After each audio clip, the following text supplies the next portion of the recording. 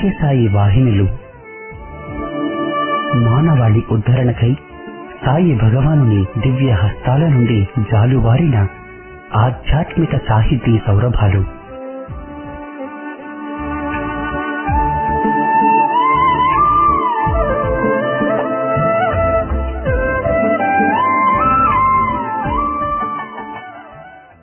ఓం శ్రీ సాయిరామ్.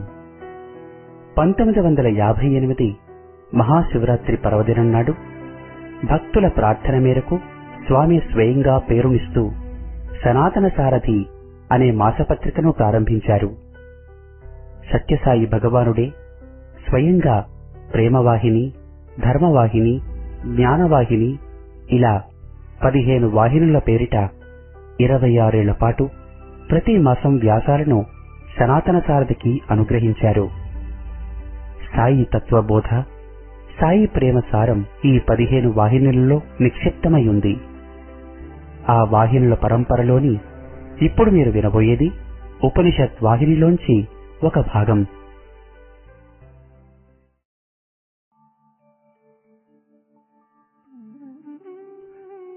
ఐతరేయోపనిషత్.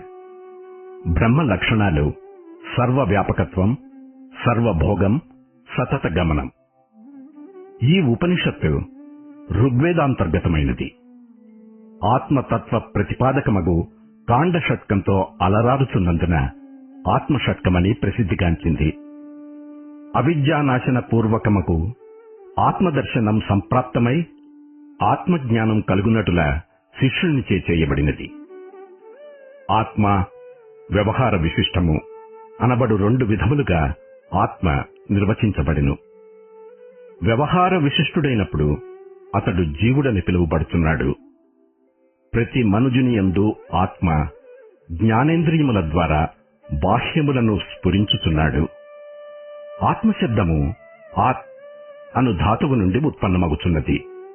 ఆ ధాతువునకు వ్యాపకత్వము, భక్షణము, గగనము అని 3 అర్థములు కలవు.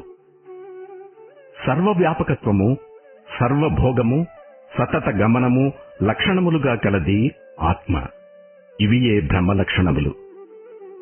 జాగ్రత్ అవస్థయందు సర్వభోగములు అనుభవించుతున్నాడు కనుక ఆత్మశబ్దమునకు భోగపరుడనియు, స్వప్నమందు సర్వేంద్రియములు స్వస్వ వ్యాపారములు మాని పరమావస్థను చెందినప్పుడు జాగ్రదనుభవ వాసనలను స్వీయ కాంతిచే జగద్రూపమున సృజింప స్వీకరించువాడనియు, ఇహ సుషుప్తియందు సర్వేంద్రియములు మనస్సు కూడా చరమావస్థను పొందినప్పుడు సర్వవ్యాపి అయి ఏమియూ తెలియని కేవలము సుఖస్వరూపమును పొందువాడనియు, ఇట్లు జాగ్రత్, స్వప్న, సుషుప్త్యాది అవస్థాత్రయములను బట్టి ఆత్మశబ్దార్థము నిర్వచింపబడినది. ఉపాధి విశేషముచే ఆత్మ పరిచ్ఛిన్నముగా కనిపించినను పరమార్థముచే అతడు నిరుపాధికుడు, దేశకాల వస్తు పరిచ్ఛిన్నములు లేనివాడు అనగా అనంతుడు. ఇదియు ఆత్మశబ్దమునకు అర్థము. ఇట్టి ఆత్మ సర్వజ్ఞుడు, సర్వశక్తిమయుడు, సర్వధర్మవర్జితుడు, నిత్య శుద్ధ బుద్ధ ముక్త స్వభావుడు, అద్వయుడు. ఆత్మకు అవయవ భేదములు లేవని కూడా మనకు తెలుస్తున్నది. ప్రత్యక్షాది ప్రమాణములచే ఈ జగత్తంతయు అనుభవ గోచరమగుతున్నది. కనుకనే మూలమంత్రమునందు అది ఇదం, ఇది అని హస్త విన్యాసముల చేతనే అనునట్లు నిర్దేశించబడుతున్నది. ఇది వివిధ నామరూప సంకులమై సృష్టి అని ప్రసిద్ధిగా చెప్పబడుతున్నది. సృష్టి శబ్దము ఒక కార్యమును తెలుపుతున్నది. సృష్టి కార్యమునకు పూర్వము ఈ జగత్తు ఏ రూపముననున్నది?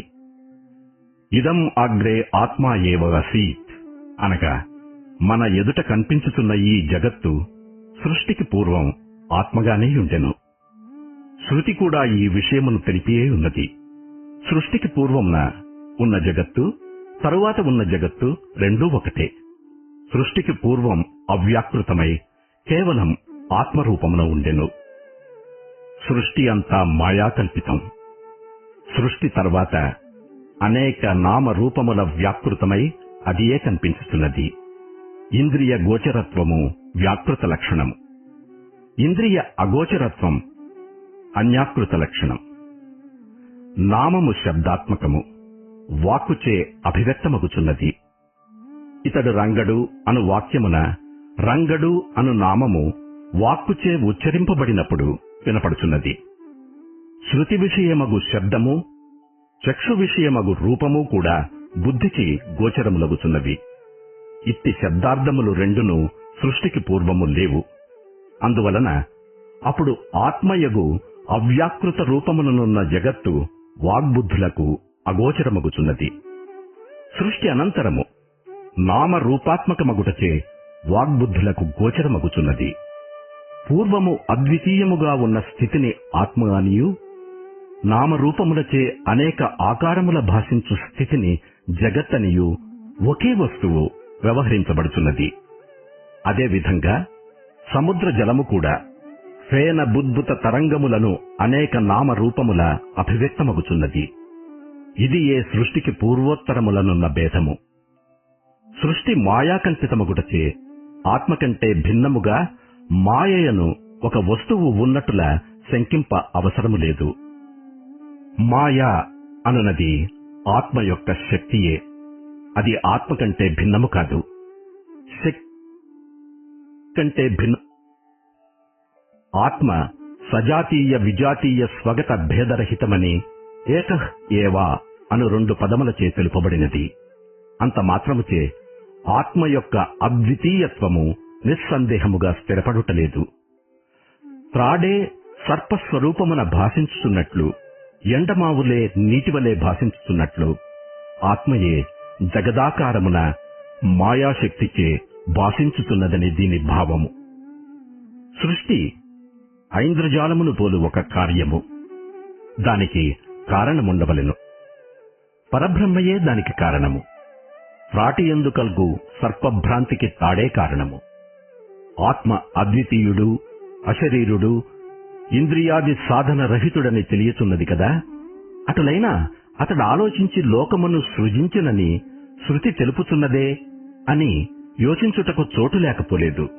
అయితే సృష్టి అంతయు ఇంద్రజాలకుని విద్యవలే మాయాకల్పితమగుచున్నది. లోకపాలకులు, ఇంద్రియాధిష్టాన దేవతల సృష్టి. మాయ ఆత్మశక్తియే కదా, శక్తి యొక్క విజృంభణమే కదా. ఈషణాది క్రియరూపమగు అభివ్యక్త క్రియాచరణ మన యందలి శక్తి అవసరమైనప్పుడు క్రియారూపమున విజృంభించుతున్నది. అప్పుడు ఆ క్రియను మనము చేసితమని చెప్పుతున్నాము. కాని మన యందలి శక్తి చేసినదని అంటున్నామా? అటులనే ఆత్మశక్తియగు మాయచే చేయబడిన ఈషణాది క్రియ ఆత్మయందు ఆరోపించబడుతున్నది. ఇట్లు సృజింపబడిన లోకములన్నీయు అచేతనములగుటం చేసి వాని సంరక్షణ కర్త యొక్క సృష్టి అనంతర మంత్రమున ఉదహరించబడుతున్నవి. పరమాత్మ లోకమును సృజించిన తరువాత ఆలోచించెను. లోకమును సృజించి లోకపాలకుడు లేక లోకము నడవదు కదా. యంత్రమును సృజించి యంత్రమును నడుపువాడు లేకున్నా యంత్రం ఎట్లు నడుచును? అటులనే సృష్టికి లోకపాలకుడు కావలెనని పరమాత్మ సంకల్పించెను. జల ప్రధానములగు పంచభూతముల నుండి తీసిన విరాట్ పురుషుని శిర ప్రాణాది అవయవ సంయోగముచే సృజించెను. కుమ్మరి చెరువునందలి మట్టిని తీసి ముద్ద పాకముగా చేయును. అదే విధముగా బ్రహ్మాండ లోకపాలకుడును సమిష్టి రూపుడును అగు విరాట్ పురుషుని పిండాకృతిని పంచభూతముల నుండి ఆయత్తము చేసెను. ఆపై ఆ పురుషుని అవయవముల నుండి లోకపాలులను ఉత్పత్తి చేసెను. అటు తర్వాత పరమాత్మ తిరిగి ఆలోచించి అవశ్యమగు ఇంద్రియ గోళములను, ఇంద్రియములను, అధిదేవతలను కూడా సృజించెను. ఆ పిండమునకు ముఖగోళము వాగింద్రియము, దానికి అధిష్టాన దేవతయగు అగ్ని, నాసికాగోళములు ఘ్రాణేంద్రియములు, శ్రోత్రేంద్రియములు తదధిష్టాన దేవతలగు దిక్కులు. ఈ రీతిగా ఆయా ఇంద్రియ అధిష్టాన దేవతలను సృజించెను. అధిష్టాన దేవతలు ఆయా ఇంద్రియములను అనుగ్రహించుటే వాని పాలన. కన్నులు, చెవుల ఆకారములు బాగున్నను ఇంద్రియములు లేకుండుటచే గుడ్డితనము, చెవుడు సంభవించుతున్నది. అధిష్టాన దేవతల అనుగ్రహముచే ఇంద్రియములు వ్యాపారవంతములగుచున్నవి. వీని అన్నిటినీ ఒకదాని నుండి మరొకటి సృజించెను. మనుష్య శరీరం ఒక్కటి మాత్రమే మోక్ష సాధకము. పరమేశ్వరుడు పూర్వము వలనే ఉదకములలో నుండి గోవును తర్వాత అశ్వమును సృజించి దేవతలు సంతృప్తి కానందున దేవతల ప్రార్థనతో విరాట్ పురుష దేహమును పోలు పురుష శరీరమును సృజించెను. ఆ పురుష శరీరము వివేక సంపన్నమగుటం చేసి అందులకు దేవతలు సంతసించిరి. మనుష్యేతర శరీరములు అన్నియూ కేవలము ఫలభోగ భూములు మాత్రముగా మిగులుచున్నవి. మనుష్య శరీరము ఒక్కటి మాత్రమే మోక్ష సాధనమగు వివేకముతో కూడుకొనియుండుటచే ఇతర శరీరముల కంటే విలక్షణమై సుకృతమనిపించుకొనుచున్నది. ఈ నూతనాయతనముతో దేవతలు తృప్తి నొందినందున పరమేశ్వరుడు వారిని వారి వారి యథోచితములగు ఇంద్రియాయతములను ప్రవేశించుటకు ఆజ్ఞాపించెను. తదనుసారముగా వారి వారి సాధనమునందు దేవతలు ప్రవేశము చూపబడినది. వివిధ దేవతలు తమ తమ స్థానములగు పురుష శరీరమునందలి వివిధేంద్రియముల ప్రవేశము ఈ రీతిగానున్నది. వాగ్రూపమున అగ్ని ముఖమును, ప్రాణవాయురూపమున వాయువు నాసాపుటములను, తేజోరూపమున సూర్యుడు నేత్రములను, శ్రోత్రేంద్రియ రూపమున దిక్కులు కర్ణపుటములను, రోమరూపమున ఓషధీ వనస్పతులు చర్మమును, మనోరూపమున హృదయమున చంద్రుడును, మృత్యువసాన రూపమున నాభిని, జలములు తేజోరూపమున శిశ్నమును ప్రవేశించెను.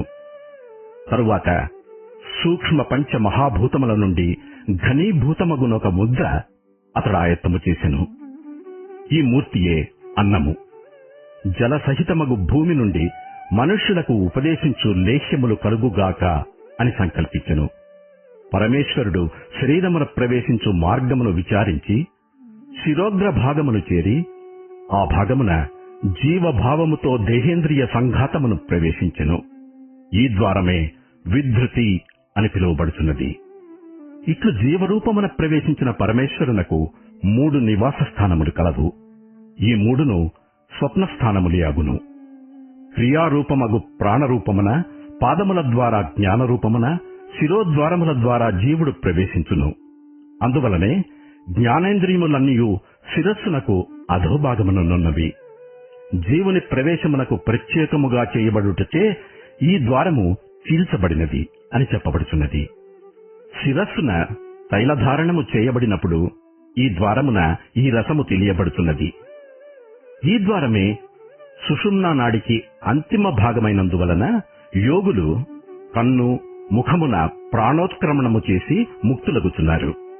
ఈయది బ్రహ్మమును చేరు మార్గమగుటచే బ్రహ్మరంధ్రమని కూడా అనబడుచున్నది. జీవరూపం ద్వారా పరమాత్మ స్వప్రకాశకుడగుతున్నాడు. ఇట్లు శరీరపురిని ప్రవేశించిన పరమాత్మ జీవరూపమున దేహేంద్రియ సంఘాతమునకంతకు అధిపతి అయి దానికి ఏలిక అగుచున్నాడు. వేషధారియగు నటుని వలె ఆ సంఘాత ముఖమున బాహ్యమునకు స్ఫురించుచు ప్రారబ్ధమును అనుభవించుచున్నాడు. ప్రభువగు అతని సాన్నిధ్యమున బుద్ధి అను నర్తకి ఇంద్రియములు వేయు తాళమునకు మేళవించుచు ఒక విషయము నుండి మరొక విషయమునకు నాట్యము చేయును. ఇట్లు జీవి రూపమున పరమాత్మ స్వప్రకాశకుడగుచున్నాడు. ఇట్టి జీవాత్మకు నేత్ర కంఠ హృదయములు 3ను క్రీడాస్థానములు. జాగ్రత్కాలమున నేత్రమందును, స్వప్నకాలమున కంఠమందును, సుషుప్తి కాలమున హృదయమందును జీవుడు క్రీడించుచుండును. నేత్రములందు ఉట్టిపడు బ్రహ్మ తేజస్సుచే ముఖము ఒక నూతన వికాసమునొందుట అనుభవ సిద్ధము.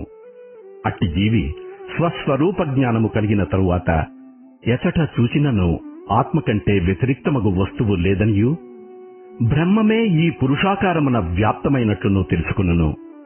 ఇట్టి జీవబ్రహ్మ తత్వము విచారణ చేయు మనుజుడు కృతకృత్యుడగుట ఆశ్చర్యము కాదు. జాగ్రదాది అవస్థలు ఆత్మకు సంబంధించవు. జాగ్రదాది అవస్థలు ఆత్మకు సంబంధించినవి కావు. అవి కేవలము దేహేంద్రియాది కార్యకరణ సంఘాతమునకు చేసినవే. మనుజునకును స్వీయమగు దేహమొకటి, పుత్రాత్మకమగు దేహమొకటి. ఇట్లు దేహద్వయము కలదు. మరణము ఆసన్నమగుచుండగా తాను చేయవలసిన స్వాధ్యాయ అధ్యయనము, యజ్ఞము మొదలగు పుణ్యకర్మలను ఆచరించుటకు కుమారుని తన ప్రతినిధిగా ఏర్పరిచి తండ్రి తాను చేసిన పుణ్యకర్మ ఫలమగు భావి శరీరమును వాసనారూపముగా గ్రహించి ఈ శరీరమును వదిలి మరి ఒక శరీరమున పుట్టును. ఇదియే తండ్రి యొక్క తృతీయ జన్మ. మొదటి 3వ మంత్రములందు చెప్పబడిన 2 జన్మములు కుమారునివి. ఇతడ చెప్పబడుతున్న తృతీయ జన్మము తండ్రిది. వామదేవర్షి ఆత్మస్వరూపమును ఈ ప్రకారముగా తెలుసుకొనినవాడై ప్రారబ్ధమగు దేహము మంత్రగర్భ నివాస మంత్రానుభవములచే నశింపజేసి సర్వ సంసార బంధ విముక్తుడై పరమాత్మ భావమును పొంది ఆ రూపమును సర్వకాలములా అనుభవించెను. మరల మరణరహితుడయ్యెను.